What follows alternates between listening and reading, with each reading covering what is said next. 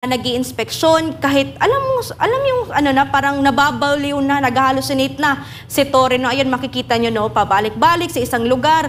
Higit tatlong ano na siguro to sila, pabalik-balik sa pag-iikot sa mga quarters, particular na dyan sa mga quarters ng ating mga kapatid na mga kababaihan, mga kapartner. Even ang ating Vice Presidente naniniwala na wala na talaga dyan sa compound si Pastor. Tama, oo. Kasi kung ikaw yung, for example, ikaw yung target, ikaw yung hinahanap, sino ba namang tanga or bobo na magtatago doon sa mga obvious na mga lugar na mga napupuntahan ng kung kapag ikaw ay hinahanap. At para magbigay pa ng linaw at magbigay ng mga karagdagang updates sa araw na to dyan sa KOJC compound, nasa linya na ng ating telepono si kapartner Brenda Manalo. Kapartner Brenda, magandang umaga. Yes, magandang umaga sa inyo mga kapartner. Dito tayo ngayon sa Emerald compound kung ay may nangyari na naman itong mga aktibidad o komosyon dito sa pagitan ng pulis at ng KOJC workers. Bali kasi partner Jojo at ang ating mga kasamahan dyan, binuksan kasi nila ng persahan itong Emerald Gate kahapon. And then, so ang entrance dito, it's different from 18 hectare na kung saan ay may scanner na kung saan mababatid ko ano yung mga bitbit ng pulis. Tuyo to o sinadya ito ni Torre para maipasok ang anumang mga gusto nilang ipasok dito na illegal. So kanina around mag-aalas 12 malapit na tayong manalangin. Merong dalawang pulis na merong bitbit na cooler, kulay pula na cooler. Ngayon, meron silang kasamang isa pang pulis na merong bitbit na mga mineral water. So, itong ating guard, inspeksyonin syempre ang papasok. Ngayon, ang katakataka, hindi pinayagan or itinanggi ng dalawang pulis na ipakita ang kanilang bitbit. So, highly irregular. At saka, it's very abnormal na ikaw, i-inspectionin ka lang kung wala ka itinatagong masama at illegal. Bakit mo tatangging inspectionin yung bitbit mo? So yung dalawang pulis, tumakbo papalayo, paalis, palabas ng gate. So kami naman, nakaantabay doon kami sa likod ng guard natin. So hindi nakita ang laman noong cooler.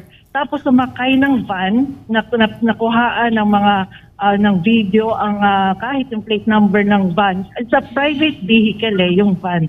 Tapos kung saan ay ang pulis ang naalaman nyo na-gets nyo yung irregularity. Private vehicle ang sinakyan ng kanilang binitbit, tapos sila mga pulis, tapos sinanggi pa nila ipa-inspect yung kanilang bitbit. So umalis yung van. Tapos after a few minutes, bumalik siya.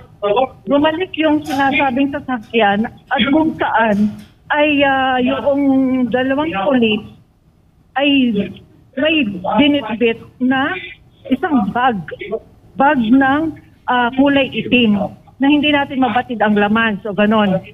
Kasabay pa rin yung may bitbit ng mineral water. So namin, hinabol papuntang katedral. So dali-dali siya, hindi namin nabatid kung anong laman nun. And then ilang minuto, isa o 2 minuto lang ang pagitan, nagpasukan yung mga police, around 8 of them, na ang dami-dami na nilang dala na same bag.